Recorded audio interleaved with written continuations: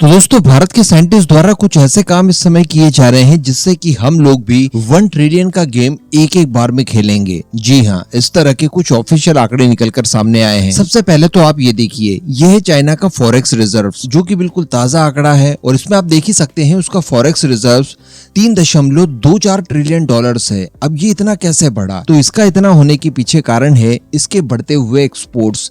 अगर भारत भी अपने एक्सपोर्ट्स इसी लेवल पर बढ़ा देगा तो हमारा फॉरेक्स रिजर्व भी इतना हो जाएगा। और अब कुछ इसी तरह के आंकड़े निकल कर आ रहे हैं जिसको लेकर खुद 3 सप्ताह में दूसरी बार चाइना द्वारा भी भारत की तारीफ की गई है। देखिए, आज से 3 सप्ताह पहले मैंने आपको एक वीडियो बनाकर बताया था जहां पर हम लोगों ने ये डिस्कस किया था कि भारत नए इनोवेशंस के पेटेंट कराने के मामले में 44% की ग्रोथ रेट हासिल करता है वर्ष 2023 में वर्ष 2022 की तुलना में।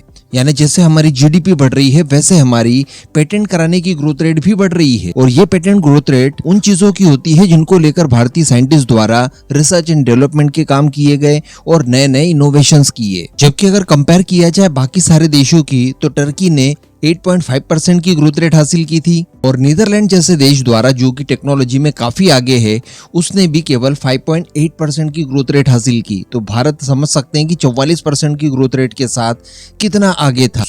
और यही कारण था कि ग्लोबल टाइम्स भी मजबूर हो गया भारत की तारीफ करने के लिए। अब आप कहेंगे कि चलिए इतने सारे पेटेंट करवा लिए तो इसका फायदा क्या देखने के लिए मिला? तो इसका फायदा देखने के लिए ये मिला कि इन्हीं पेटेंट्स के अनुसार हम लोगों ने इनके प्रोडक्ट बनाए जिसने कि भारत के एक्सपोर्ट्स को बढ़ा दिया। और जिन देशों में भारत के एक्सपोर्ट्स बढ़े वहां पर चाइना का एक्सपोर्ट कम हो गया। इसके साथ साथ जो चीजें हम लोग चाइना से इम्पोर्ट किया करते थे उसमें कमी देखने के लिए मिली है।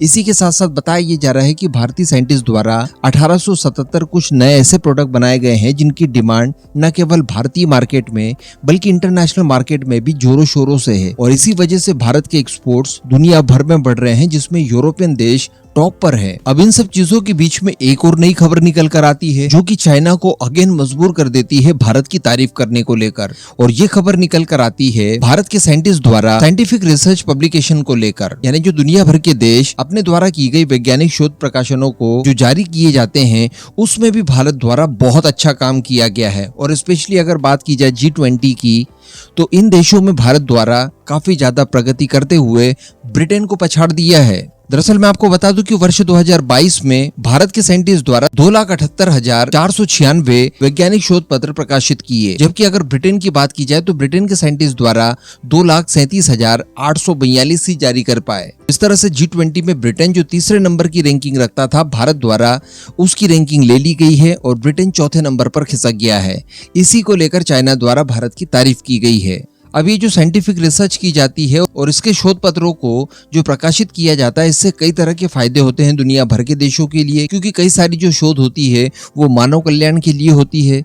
इसी के साथ साथ ये हमारी इंडस्ट्रीज को भी बहुत बढ़ावा देती है और नए नए इनोवेशंस इन्हीं रिसर्च के माध्यम से किए जाते हैं। अब इसी अनुसार बताया ये जा रहा है कि भारत का जो एक्सपोर्ट है वो इतना ज्यादा बढ़ जाएगा आने वाले समय में कि उसकी वैल्यू 1 ट्रिलियन डॉलर्स तक पहुंच जाएगी। दरअसल इस रिपोर्ट में बताया जा रहा है कि एक तो भारत की तरफ से नए नए प्रोडक्ट को इनोवेट किया जा रहा है। जो मटेरियल पहले चाइना तैयार किया करता था और वो एक्सपोर्ट किया करता था, अब उसी तरह का मटेरियल उससे अच्छी गुणवत्ता के साथ भारत प्रोड्यूस कर रहा है और उनका भारी मात्रा में एक्सपोर्ट भी कर रहा है। और एक्सपोर्ट आसानी से हो पाए इसके लिए अलग अलग देशों के साथ FTA भी भारत का लगातार होते जा रहा है। तो संभावनाएं जताई जा रही है कि वर्ष 2030 तक भारत का जो टोटल एक्सपोर्ट होगा वो 1 ट्रिलियन डॉलर्स के जादुई आंकड़े को टच कर देगा। तो हमारा जो फॉरेक्स रिजर्व है वो भी ट्रिलियन में गिना जाएगा इसके बाद। इसके लिए जो जरूरी रोड मैप होता है वो हम लोग तैयार कर चुके हैं। इस पूरे मुद्दे पर आपका क्या मानना है नीचे कमेंट करके जरूर बताइएगा।